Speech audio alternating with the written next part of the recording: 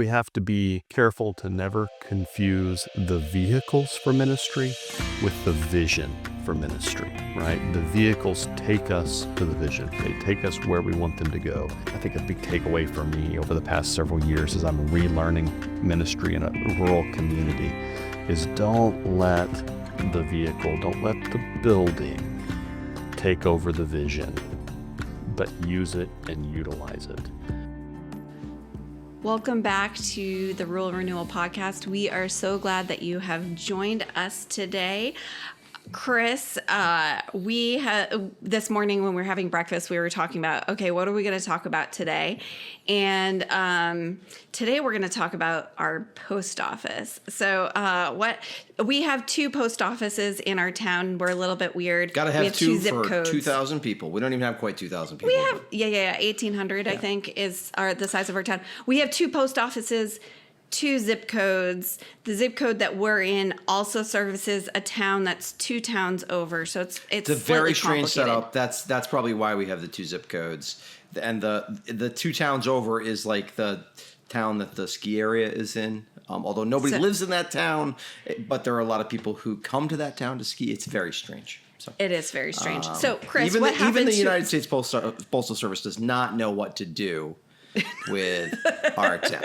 So, and we have a P.O. box. And this is probably for people who get snow might understand this better. We have a P.O. box because snowplows are really good at taking out They are, and when we moved here, somebody suggested we get a post office box, and we did. I mean, at this point, I know all the town guys, and I know who would hit our mailbox, and I could tell them, don't do that. But whether he'd listen or not, I don't know. But anyway, no, I'm kidding.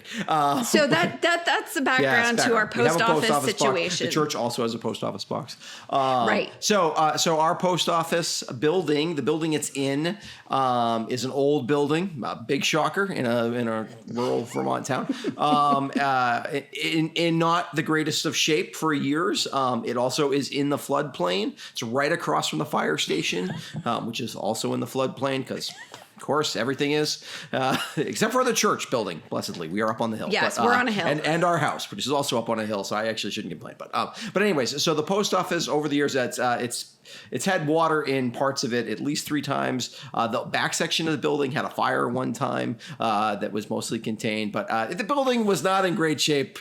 And about a month ago now at this point, maybe something like that. I think it was a few months ago. A couple months ago. Somehow somebody from the state was maybe made aware of something. Anyways, they went in and they looked around at the building and they're like, you guys have 2 days and you got to be out of here because this is very dangerous. So our post office, which is, what is it? Maybe 300. I mean, it's a 2-minute walk to get to the post office from our house. It's down the hill, around the corner. Anywho, They shut down the post office and they moved everything up to the post office in the other village, in the North Village. We're in the South Village. They moved it up to the North Village of town. I make it sound like this is a long ways away. It's a 3-minute. It's a 4-minute. No, drive. It's probably 7 minutes from our house. No, the school is 7 minutes. It's not. Okay, 5 minutes. This is how people talk in small towns. Anyways, so now it's a 5-minute. It's right up next to like the local grocery store. It's not like it's in a place that we don't go. Our kids get dropped off, or our high schoolers get picked up for the bus when our oldest daughter doesn't drive at the post office, basically, or right next to it. So in the North Village. So it's not like it's far away, but it's not as convenient as when we could just get. And I would say we were not the best at getting to our post office box as often as we should. You'd think, given that it's literally a 2-minute walk, a 25-second drive. We would get there more often, but we're not great about it. So the original talk, we're rambling, but the original talk about the post office was it was going to, maybe they were going to reopen, they were going to fix it and reopen.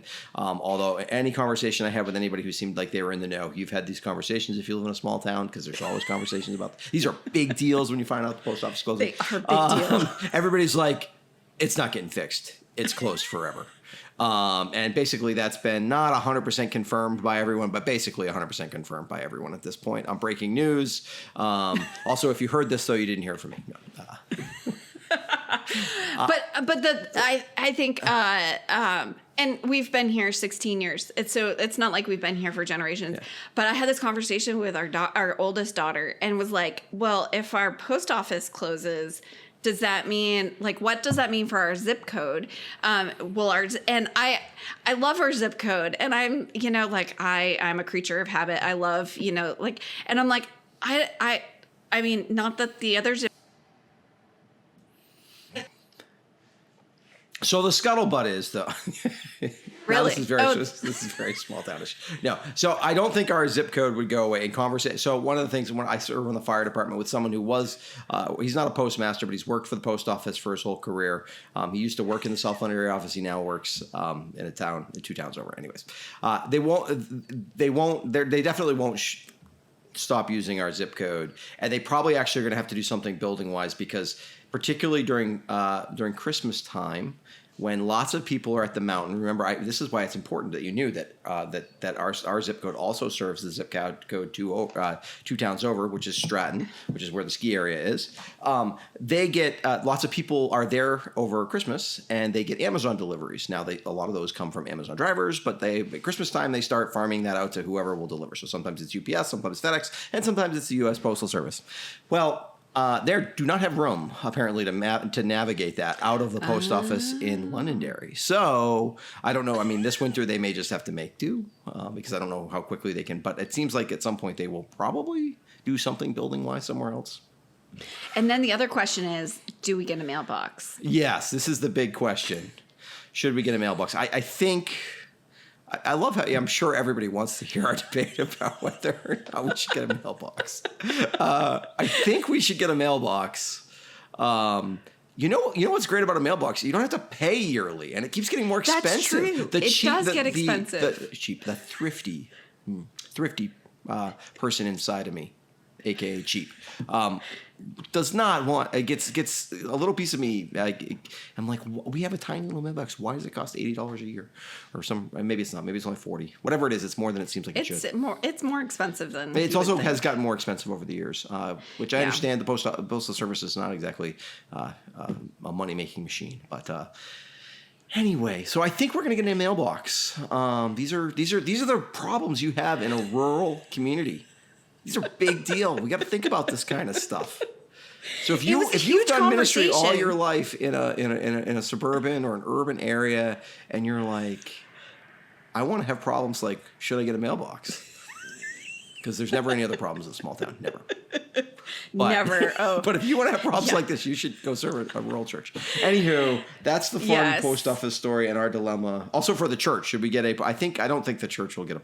I think we'll mailbox. keep with a PO box. Go with a PO box, because it would be hard to have a mailbox and. There's not somebody to come check. I mean, one of us is usually over here most days, but again, we're not great about checking the mail, so I don't know if they should rely on us. It's going to be even worse when I don't check the mailbox for 3 days. When I don't go to the post office for 3 days, I can be like, well, I got to, I forgot. When it's the mailbox, I'll be like, well, I'm looking at it from the kitchen. But anyway.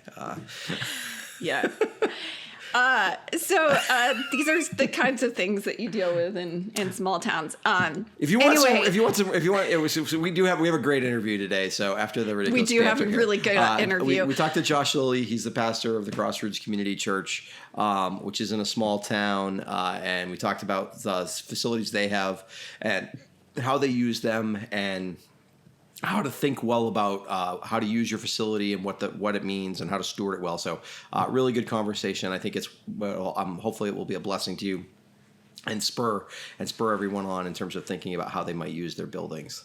And that's going to lead us into a webinar. So next week we're having a webinar. It's called Faithful Stewardship, Creative Ways to Use Your Church Building for Ministry and Mission. And we're going to talk to 2 different churches, and they have very different ways that they're using their buildings creatively. And so I think it'll be a really good conversation with leaders from both the churches, because I think what is possible for us might not be possible for another church. But there's some things that are like common within just using your church building creatively. And so we're going to have conversations with those leaders. So if you like this conversation we're having today, we're having it with different leaders next week. But we would love for you to join us and to tell your friends about this webinar. Yeah, I think it'll be really, and we're going to get into both the how a church building can be used and the facility can really enhance ministry, but also some of the challenges that brings and things to be paying attention to. When you're navigating that you might to try to avoid falling into pitfalls that you don't want to fall into, all that kind of stuff. Really, with the goal that this would be a space where you'd come away from this thinking, hopefully thinking, ooh, what's a creative way or several creative ways we might think about using our building, and how do I get that process? How might I get that process kind of started in my church? So, yeah, should be good.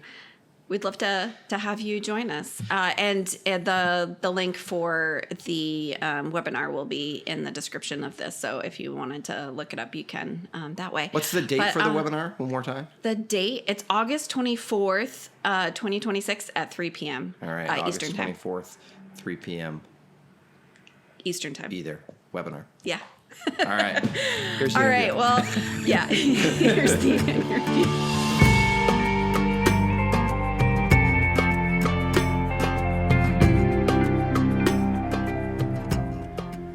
Well, hi, everybody. We're glad to have with us today Josh. He's from Crossroads Community Church. And so I want to just start off by asking, where is Crossroads Community Church? Tell us a little bit about it. Tell us a little bit about yourself and kind of how you've gotten to where you're at at this point in your life here, Josh. That's a great question. And it's the question that my wife and I were asking when Crossroads Community Church reached out to us in 2021. We thought, where is Stockbridge, Michigan?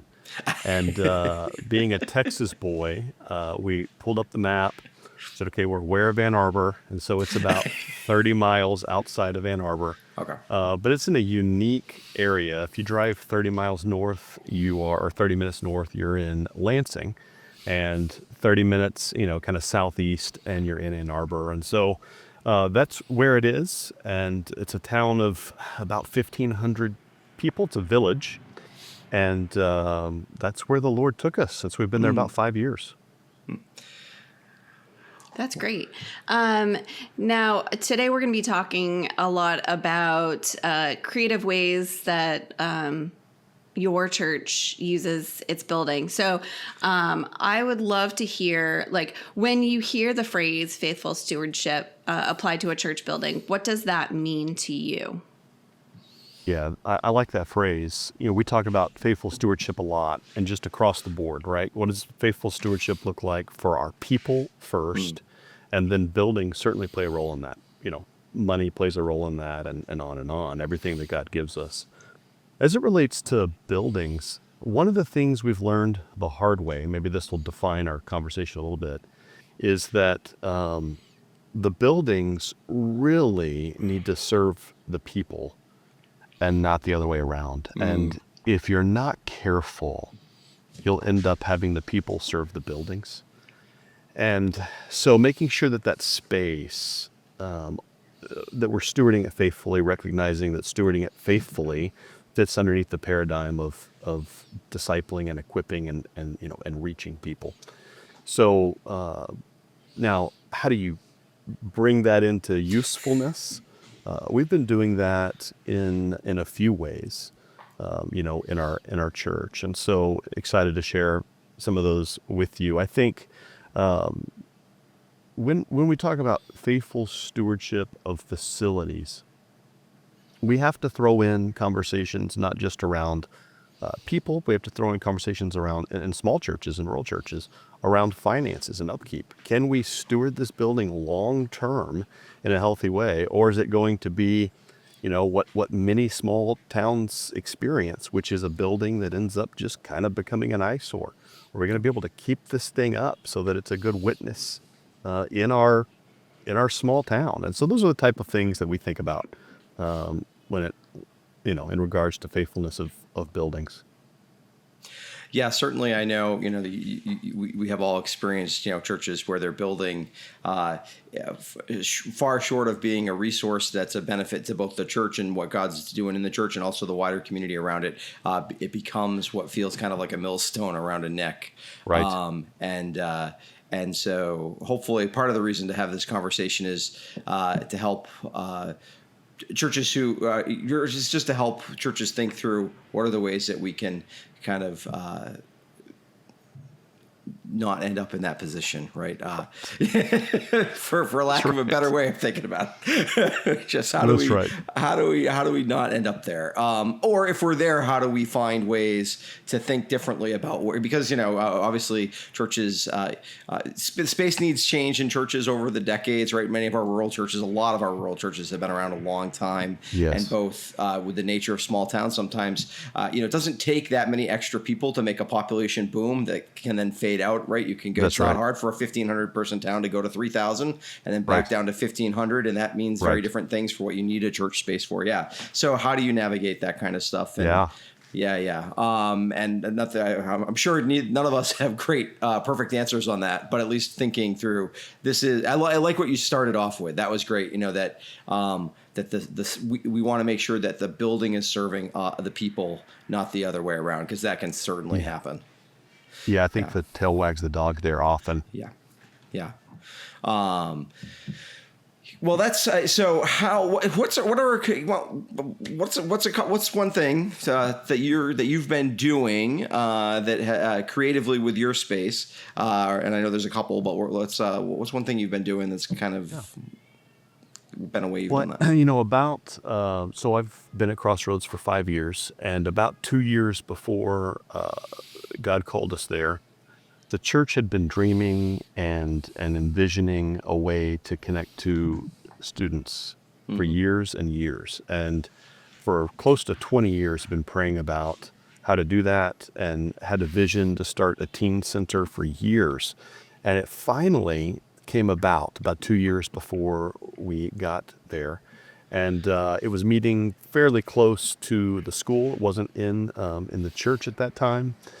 But just things were difficult to work out, and there were costs that were incurred. And so ultimately, when I arrived in September of 21, just a few months later, we opened the teen center at the church. And so we took the back portion of our office building. And our office building, nothing about our church looks like a church. So, our church building was originally used as a telephone company years ago.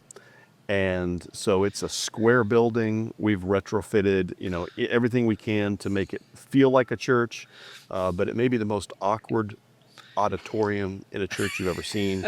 There's a wall that goes almost straight down the middle, dividing it. And so for some people, if you're sitting on one side of the wall, you may not see people who are sitting on the other side. It's strange. But pastoring a rural church, what's on the other side of that wall is the kitchen. And so I can't knock that wall down, even though I want to. I digress a little bit, but so our office building used to be an old antique building, just happened to be near the church. And so we purchased that. The front of it is the office. The back of it is now the teen center. And so we retrofitted that, and students will either ride the bus after school or they'll walk from school down to the teen center.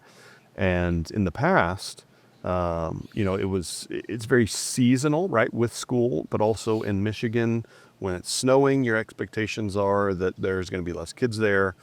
When the weather's good, you'll have more. And so over the years, we have just grown that in different ways. We have a basketball court out there. We have a Baku ball. That's a big thing kids are doing now.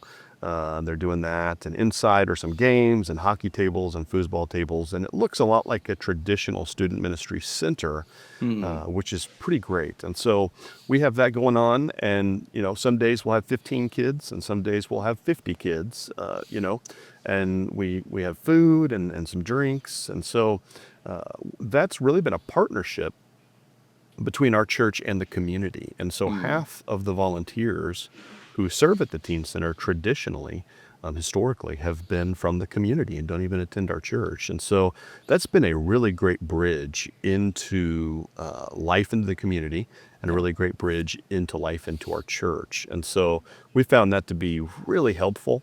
We're actually looking for a new teen center director right now, so you can pray for us as we seek that person out. So yeah, that's I think a great way we have found to bless the community and to keep moving in our vision and our mission. So Yeah, I want to ask a little bit about how, because I think there's a tremendous value, and where I've heard about creative uses of spaces when we've talked to some people who have done that. One of the things that comes up a lot is this idea of partnering with other groups in the community, or with other just community members like this. And so, I think a lot of times a church might have say, well, we're going to do this as a church thing. We want to try to do it all ourselves. Was that something from the very beginning that the church was partnering with the wider community? And how did that process get started? I know it happened a little bit before you got there, but I'm sure you've been brought up to speed over the years. It did. The previous senior pastor was really, really good about building bridges. And that was really his tagline. Mm-hmm. And he was there for 15 years. And then there were just some people in the church, in the community, that, small rural town, generationally had been raised in that town and forever wanted, to have something like a teen center. They wished their kids had a teen center. And so there was a core group within the church that just had a passion for that and ran with it. Mm. And so that partnership with the community was pretty well intact because of the relationships that already existed. And I think that's a big part of this conversation, especially in rural communities. It's that old, experiencing God, phrase. You look around and see where God is at work and then join him in it. And so, in these rural communities and small towns, when you have several generations that have, gone to school together, and now they, maybe own some small businesses in town, those partnerships already exist. And so the question is not how do we create those partnerships. It's really about what are we going to do? What is God leading us into? And what do people get excited about? And so the church just found that people in the community were excited about blessing the students. And so, businesses, banks, the school came around all of that and has supported it. And really that's a big part of, I think, what helps us be successful even moving forward, is to make sure that relationship with the community stays strong. I think it's really healthy for our teen center to have, about a 50-50 split of volunteers, both members in the church and then just people in the community. I think that's a really healthy way to keep moving forward. I love that. Now, since you don't worship and you don't have this teen center in a traditional church building, do you think that's a help to making people feel more comfortable? I think it is. We've got, if I was in Texas, I would probably tell you, I'm sitting in Texas right now on a trip visiting family. If the church was in rural Texas, it wouldn't matter. It just wouldn't matter. But not as much anyway. But in Michigan, it does. Yeah. And so we've just found that, there's a large grass lot that separates the church from the office/teen center. And often people don't even know that there's a church office in the building. They just drop their kids off there or pick their kids up there. And so I do think it helps. It just kind of lowers the bar a little bit and allows people to come in feeling, maybe just a little less concerned about what may be going on there. We're very, we're a Baptist church, so we're a very missional church. And, we don't hide that we're a church. We don't, our goal is not only to bless the students in the community, but our goal is to see people come to know Christ. And so we're clear about that. We really try to focus on building that bridge from Wednesday Teen Center into Wednesday night student ministry. And we strategically try to put our church volunteers on Wednesdays specifically so that they can build relationships with those kids and move them into the student ministry. And the community knows that, understands that. At the same time, we're not holding a Bible study at the teen center, in the afternoons when it's open. So that's how we're currently doing it. Yeah, I think that, and in a small town, it's important. It's important to not have people will very quickly pick up if you've got, if your agenda was only that we know that obviously there's no hidden agenda, right? That this is, yes, we as a church, we love kids and we want to support them in this way, but we also, yes, we would like them to be part of our wider church community, but also that's not, so as long as everybody's aware on that, I think it really does help. It's coming from a place like Vermont where people can be quite skeptical of what a church might be up to. As we find in our rural context, as long as you're pretty upfront with what your motivations are, and not trying to bait and switch or something like that, that's right. People are fine with that kind of thing. So yeah, that's right. It lowers the temperature, and particularly that you have shared community and church. I read that model is really great. Have you found has there been any tension around that over the years, or has it? There may have been some in the community with a few people. We really have not experienced much of that. Good. Our founding teen center director was just really good at, very connected to the community, been there a very long time, known by so many people, and was really good at building those relationships. And I think that's a key piece to this. We could not have pulled this off without her and her husband and her family. There's just no way. Not just their relationships, but just their passion and their willingness to jump in and do whatever it takes. And that's just part of rural ministry. I mean, I think it's part of ministry everywhere. I've served some large churches in cities, and unless you're willing to work beyond the hours that you're paid, you're not going to do a good job. But they just did a wonderful job. And so because of that initial relationship, I don't think there was any tension. We have to continue to steward that well, though. Mm-hmm. And as we move forward, as we find a new teen center director, that's part of the conversation, is your relationship with the community is as important as your relationship with these volunteers and, with the students who are coming in. So, right now we're in a good place, and we just want to keep moving forward and not backward. And, you can move backward, I've found over the years, much faster than you can move forward. So it's hard to recover ground when you've lost it. Yeah, mm-hmm. It's great to hear, like that. This was. It makes sense that this, that this family and this woman in particular, God used them in the place that they had been, and all these things that were a part of their life to really help make this happen. And so, it's neat to see how, and then the space that you had, right? This is how the space serves the people, not the other way around. The space served what God was calling this. Certainly the church, and it sounds like there was quite a few people in church who had this passion, but particularly, really, absolutely. And I think that was, for what I've experienced anyways, it relates to where's God at work and joining him in it. Usually, in my experience, it's not hey, we woke up today and we have a brand new idea. Yeah. Usually this has been in the heart of the people for a very long time. Yeah. And that's absolutely what was going on with the teen center. The elders had been praying for that for 20 years and just asking God to do it. And just for whatever reason, God said, not yet, not yet, not yet. And so, I think that's a big part of it. It's just knowing this is already in the people's heart. We're not trying to create, a flame. God's already done it. Yeah. I love that.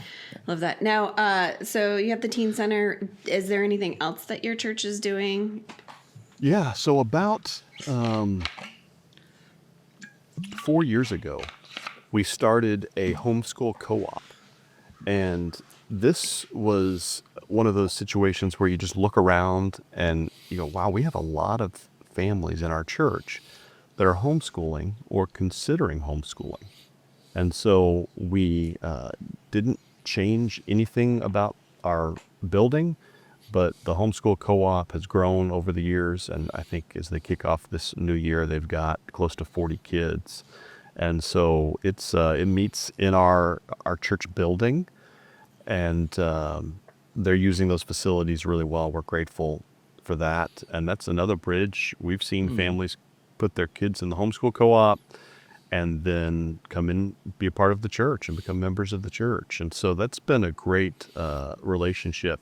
We've had to be, in a small town, we've had to be careful that we haven't spoken a negative word about our partnership with the schools, right? Because these two things seem very different. You've got the teen center that is really about, any teen in the community, but the buses drop kids off at the teen center if their parents have approved it and want them dropped there.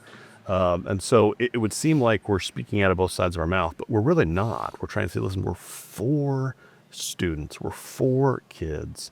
No matter what their education plan is, we're for them. And so that's been a really unique situation. Building's being used well by our homeschool co-op as well.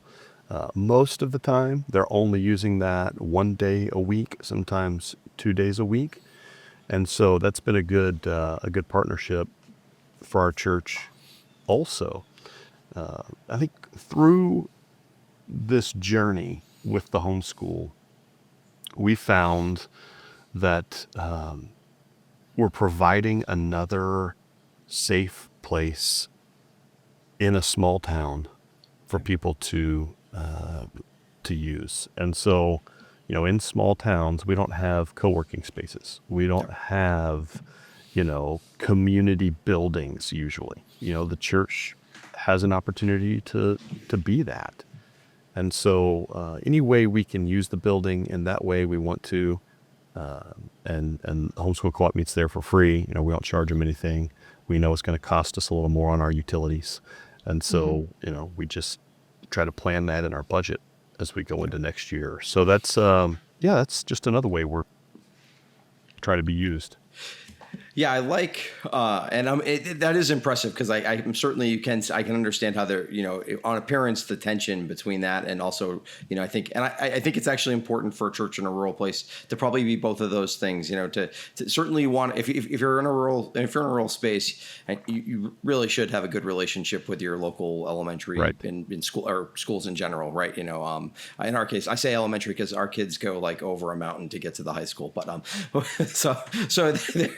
but because we're in Vermont, but we have a regional elementary school right in town. So it's I think if you're going to be as part of the community, right, that's just an important place people are going to meet. But also like there is these groups, there's these other kids, and you can serve a need for them too, and that the two are not in conflict because you're rooting for the kids and the school to be the best school and the best kids there. And you certainly want those homeschool kids to be able to figure out how to move forward in their education well as well. And if you can support that, that's a good thing. So, absolutely. So I'd love to hear, has there been any open doors for relationships in a ministry that you didn't expect through one of those two things?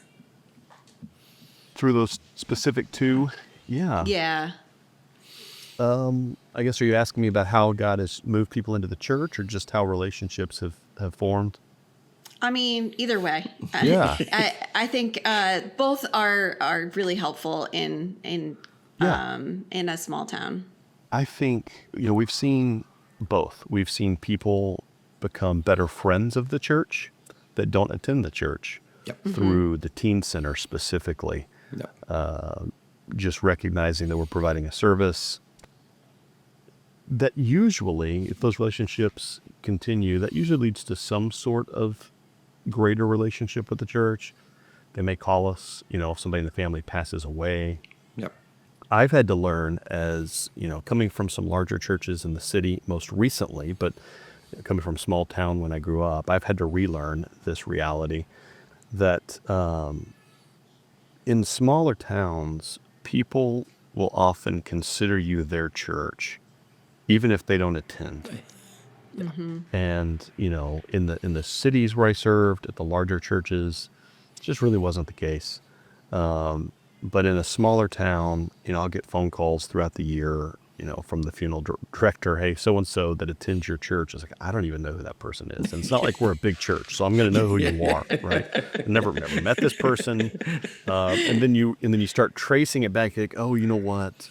that person drops their kid off at the teen center, Yeah. and it's their mom who passed away, the grandmother. And so, And so those are the type of relationships that are built through something like that. Certainly we do see some people who attend the teen center move into student ministry, and occasionally you'll see a family move into the life of the church through that. But the homeschool co-op is really more of where we've seen greater movement from the activity itself into the body of the church. And I think it's probably because of affinity. There's already some connections there and some agreement on some realities, seemingly, not always. And then the environment, I think, just plays itself into a deeper relationship than just kids coming and playing and mom's picking them up. Our homeschool leaders require that any family that comes to the homeschool, that a parent participates. And so there's that rubbing of shoulders that takes place every week that leads to a greater relationship.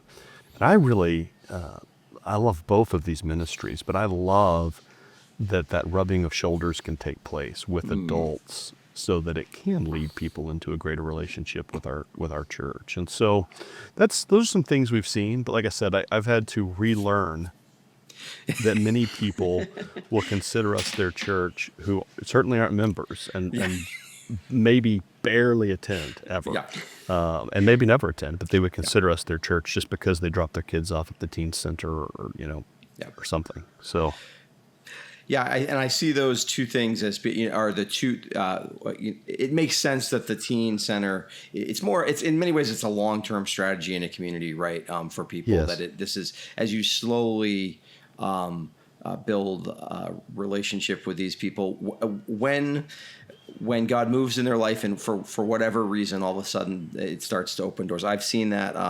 This is not something that. I've for years when we first moved to the town we're in, I became part of the volunteer fire department, and over the years, but it has been we've been here a long time now. So, but I have seen that did not bear lots of immediate fruit, and still hasn't. I wouldn't say it's. We don't have people streaming from the fire department, but it has over the years invited a lot of that. I think the teen center probably fits. You do a ministry like that well for years and for a long period of time, and when people recognize you're the place when God speaks in their heart all of a sudden, and they start asking questions, or when they need someone to help them with a funeral, or those kinds of things, it provides this open door.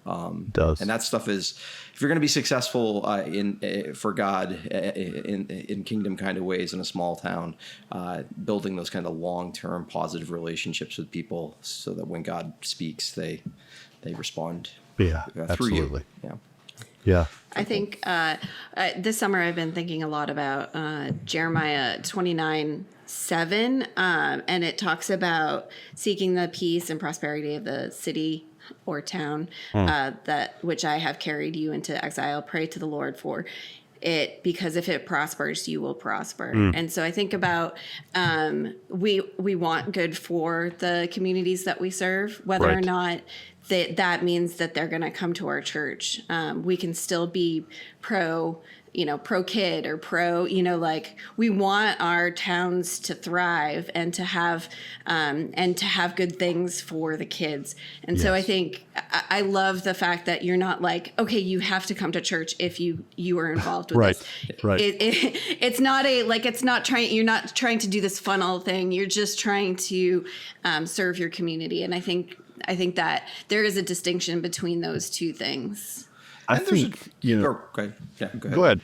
I was going to say, I think there's even a trust there to say that if we do these good things to help our community thrive, it will actually do some of the accomplishing of building of our church community and most of the kingdom of God, because I think that's how, but if the agenda is, you got to get the agenda right first, right? We just want the people around us to thrive, and then God will draw them into community with us, as opposed to saying, we want all these people to be part of us, and then they can thrive.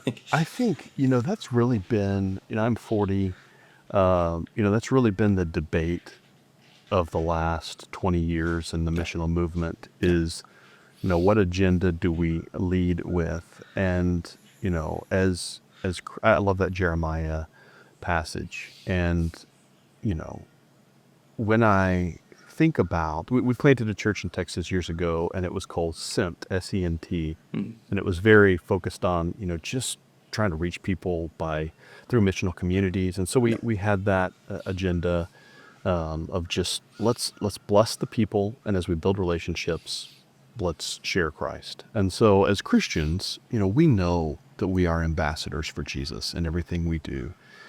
And I think many of us who are, you know, my age, maybe y'all's age, is, you know, I think we grew up with, we're not going to do something unless it adds to the B's, right? The butts in the seat and the budget, right? And many people were very turned off by that. And then I think the missional movement that was really kind of Alan Hirsch and those guys that really took that. At times, the hang up there is that those guys can at times maybe just forget that you want to share Christ. And so that's kind of been the tension, right? Which is silly. And so what I say, and what we talk about as a church often is, listen, the church should be able to walk and chew bubblegum at the same time, right? We ought to be able to lead with, in our community, with the agenda of love. And we ought to be able to be intentional in sharing the good news of Christ when he gives us those opportunities. And so we do our best to walk and chew bubblegum at the same time. Yeah. Sometimes we stumble on ourselves. Probably mostly because I'm the pastor, and you know, and you just have I'm driven, and I just have if I'm going to err on one side, I'm typically going to err on the side of, hey guys, did we share Christ today? Yeah. You know, and I would rather err on that side personally. You know, I kind of giving away my cards here. I'm showing you my hand, but I grew up in Southern Baptist churches, and I'm now in an American Baptist church, and I'm super grateful for my Southern Baptist heritage for a lot of reasons. And one of those is, man, just Jesus and the gospel was always the focus. I think at times though, we weren't sure if we wanted to walk and chew bubblegum at the same time. It was, you know, I don't know if we're going to do this unless we're going to be able to check the box of 50 people came to Christ, and if they didn't, we're going to trash the event. And so, you know, you got to be careful with that. And if I'm going to err, that's my roots. I may err over there. But I've also seen churches that err on the other side. You know, it's like, hey, we're just going to keep doing things. It's like, hey, at some point, like the goal is, yes, let the community flourish, but the goal is our community is not going to flourish unless they find Jesus. Yeah. And we want people to find Jesus and love Jesus and follow Jesus. So let's do both, and let's do it well. And I love how, you know, God's strategy, you go all the way to Jeremiah, God's strategy is let the tip of the spear be a people who are looking to bless, right? Who are looking to serve, who are looking to be good news. And that's going to bring about a desire, right? I think of what Peter writes, and, you know, always be prepared to give an answer. And so, you know, okay for the hope that's in you. Well, are people seeing that hope in the way that you live? And so, you know, that's how we're trying to go. It's how we're trying to leave it. This is a Baptist church, American Baptist church led by a Southern Baptist pastor. And so, you know, we're a bit of a mess up here. You know. No, I think that's actually a really good, but just walk through of when you use your building, or really any way that you interact with your community. You know, how do you? I like that. You know, walk and chew bubblegum at the same time. Yeah.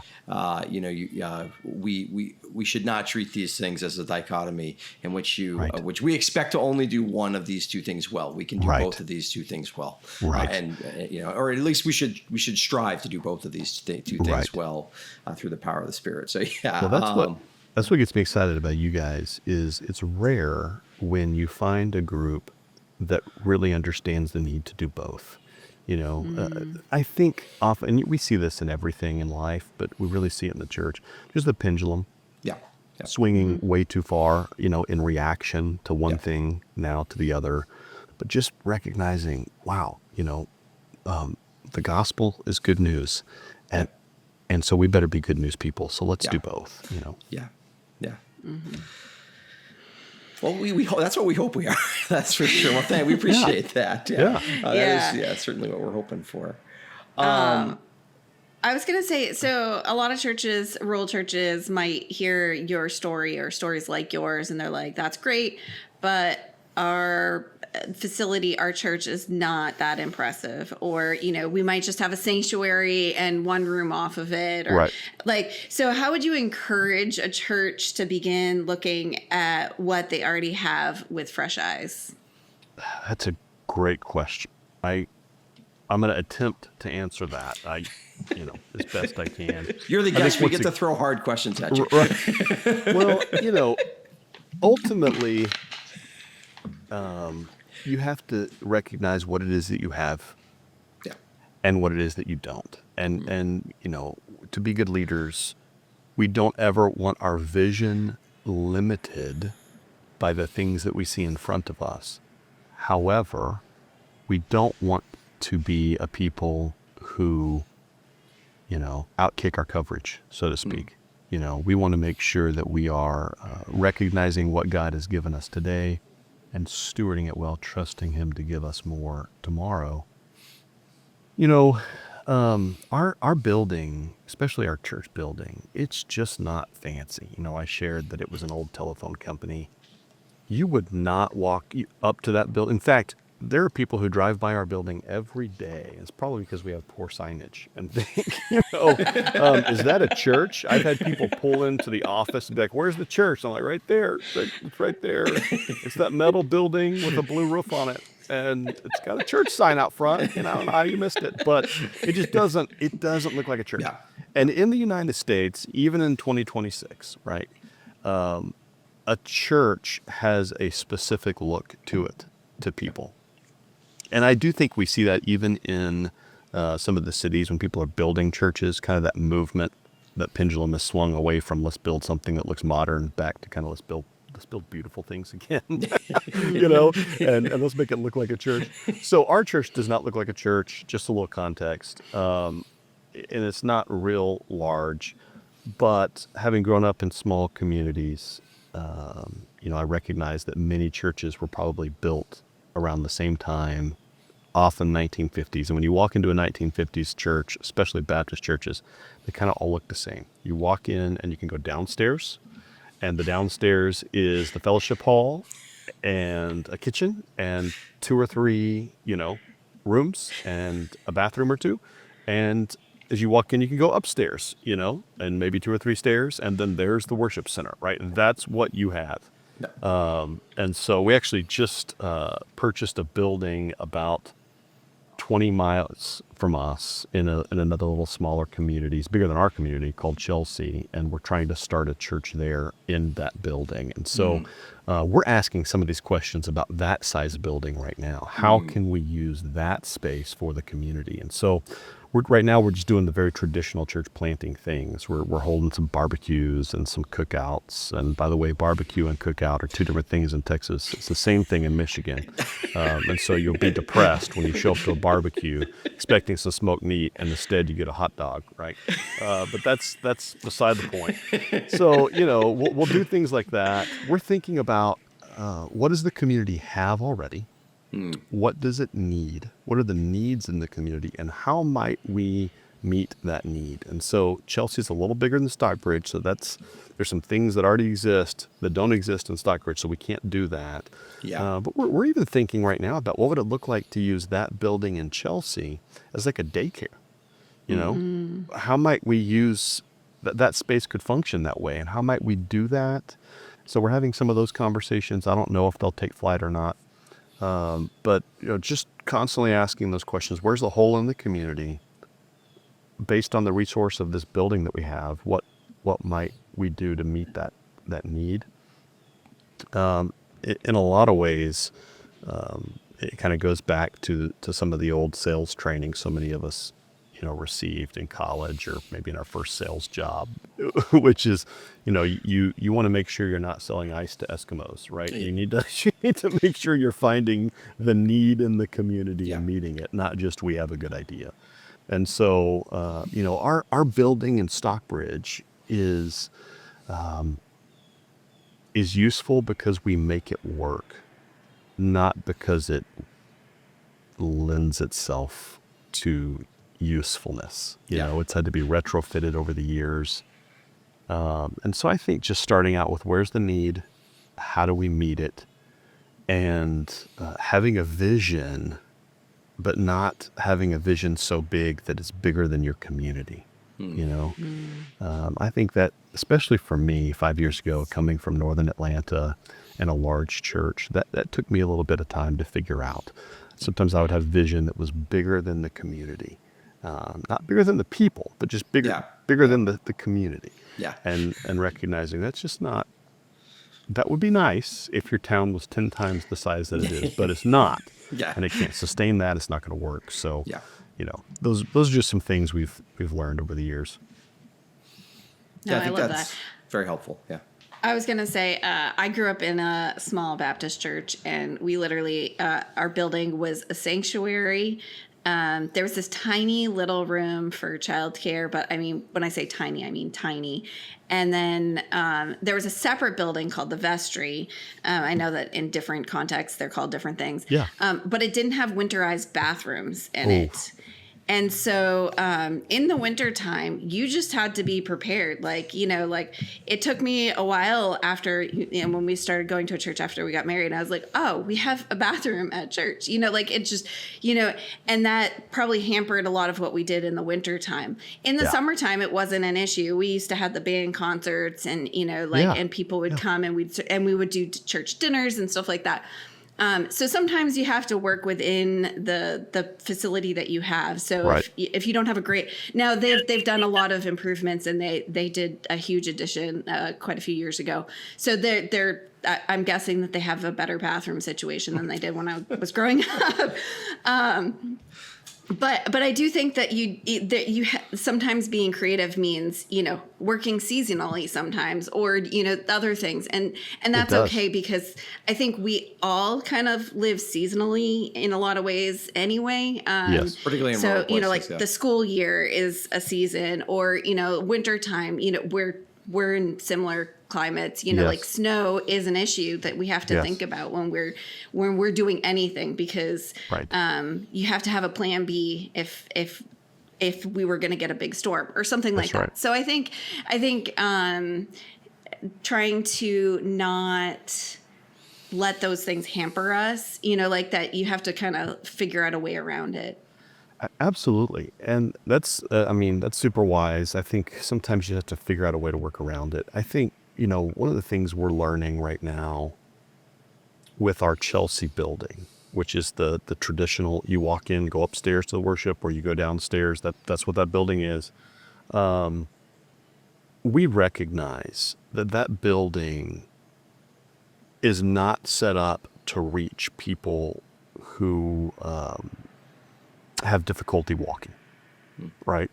The bathrooms are downstairs, and there's no ramp. There's no, maybe one day we'll be able to get one. Right now we don't have one, and there's no elevator, right? And so we recognize that. And I think sometimes it's recognizing your limitations.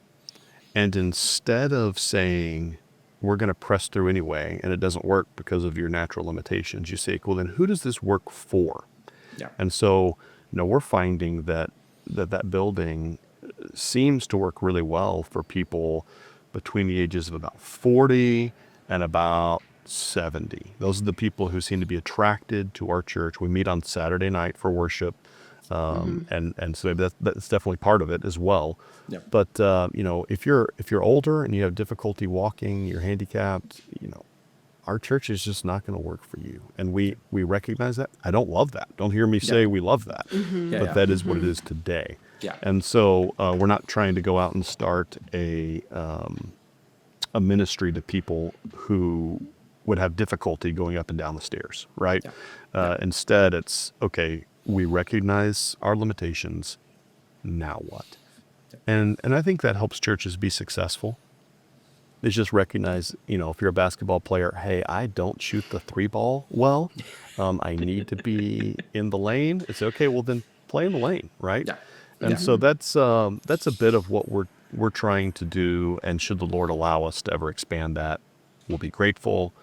But instead of hitting against the wall and not, it's like, why aren't these people coming? Well, because you're trying to start a senior center in a building that seniors aren't going to show up to, right? They can't go to the bathroom. And so I think just being wise about that, and it seems silly, but man, I've seen churches do it, and they wonder why people don't come. It's like, well, it's not you. It's just the reality of the natural hurdles, I've seen, churches, maybe you guys have seen churches like this that are, to get to the church in the parking lot, you have to walk up a hill.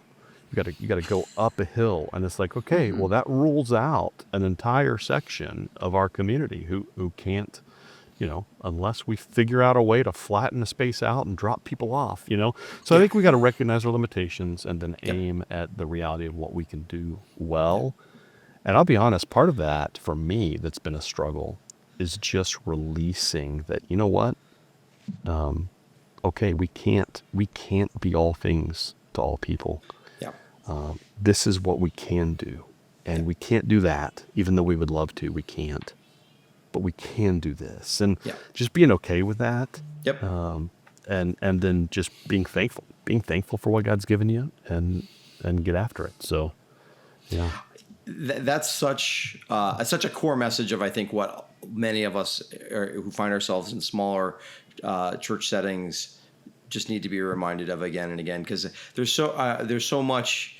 And part of the reason we do the podcast and have the rural mustard seed initiative is to help churches recognize, it's God has called you to this place and to these people and given you these resources. And you try to fit within that role the best you can, but don't feel like we get ourselves in a lot of trouble when we try to, when a church in a town of 1,500 people that might have 50 or 100 people on a Sunday morning, if we try to say, I want to operate like I'm a church of 500 in a suburb that has 75,000 people. Right.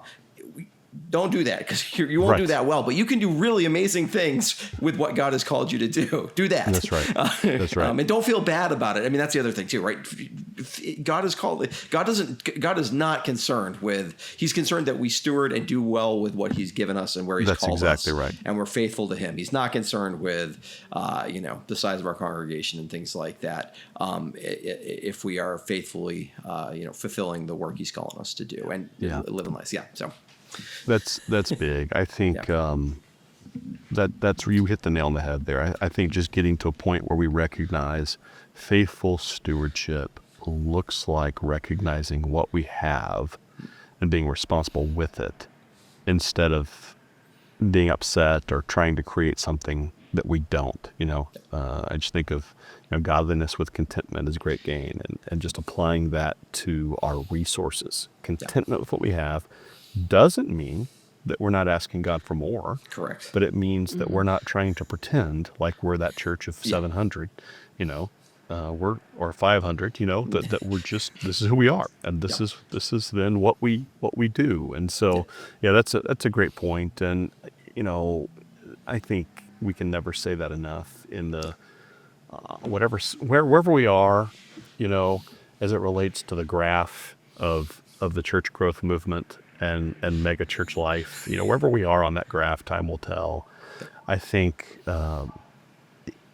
over the years it has become, and you guys know this is why you're doing what you're doing, it's become increasingly difficult for pastors in smaller places to stay encouraged about the work that God is doing. Because most of the books and most of the podcasts and most of the time are geared toward the church, in a suburb of a large city that probably has great resources and large amount of people. And, you're growing by 10 to 15% every year simply based on, hopefully faithful preaching and good ministry, but you've got more people. And it can be difficult, I think, just to recognize that when you're in a rural community. Sometimes you feel like, well, I've got to do more. We've got to, what has God given you? Yeah. Do it faithfully. It really is the parable of the talents. Yeah. Yes. Yep. we're going to end with one final question today. What do you hope church leaders will begin thinking about as they consider how their buildings might serve God's mission in their communities? Well, I think one of the things that I've learned is that, we go back to kind of how we started this conversation, the buildings need to serve the people, not the other way around. And so, have we thought about who God has already given us and the relationships that these people have in the community, the desires that God has placed in their hearts, the saints, the church, just the desires that God has given them, that the Holy Spirit is leading them into. And then based on who we have, first and foremost, the people, and then what we've been given, the facilities, how does that become a hand-in-glove situation where now we can move forward with some real momentum that lasts in the community? And so I would always say, start with the people, and then consider, the facilities. If you do it the other way around, your people are going to feel like they're slaves to the facility. And gosh, that's just or to a specific ministry. So I've got a lot of things that I don't do well, but I hope one of the things that I do well, I use some language I stole, years ago, is we have to be careful to never confuse the vehicles for ministry with the vision for ministry, right? The vehicles take us to the vision. They take us where we want them to go. And I would view a building or any sort of facility as a vehicle. Yep. If the building was mowed down tomorrow due to something crazy, a tornado or something, the vision remains the same. Yeah. We just have to change how we're doing it. Yeah. And so I think that's a big big takeaway for me over the past several years as I'm relearning ministry in a rural community, is don't let the vehicle, don't let the building take over the vision, but use it and utilize it. And so, I would say that's kind of the biggest takeaway, other than everything else we've probably talked about. So. Well, thank you so much, Josh, for taking the time to talk with us. Definitely a great conversation that we had today, and pray that you get home safely and that you continue to do what God's calling you to do. Awesome. Thank you, guys. My pleasure. Thanks so much, Josh. Yep. Rural Renewal Podcast is brought to you by Fresh Expressions and the Ascent Movement. Fresh Expressions is a worldwide movement of everyday missionaries who want to see churches thrive in places we eat, live, work, and play by leveraging the creativity and endurance of the inherited church. The mission of the Ascent Movement is to create a thriving, collaborative connection for the church to live out the Great Commission in today's context.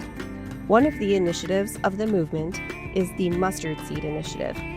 Inspired by the message in the parable of the mustard seed, the Mustard Seed Initiative seeks to empower small churches across North America, enabling them to grow in faith and impact within their communities.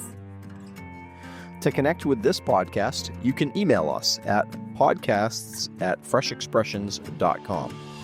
Rural Renewal Podcast is hosted by Kathleen Blackie and Chris Blackie. It's edited by Joel Limbowen and produced by Kathleen Blackie and Jeanette Statz. Our senior director is Shannon Kaiser.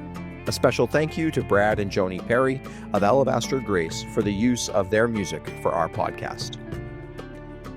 If you have learned something or been encouraged by this podcast, please help us spread the word.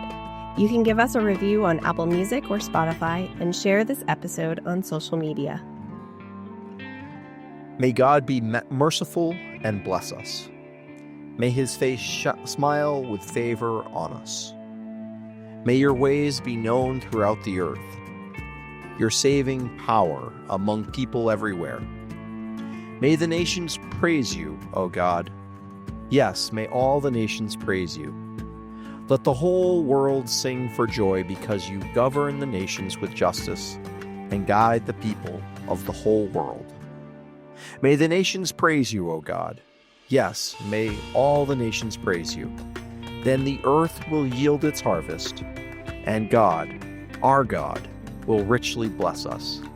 Yes, God will bless us, and people all over the world will fear him. Psalm 67.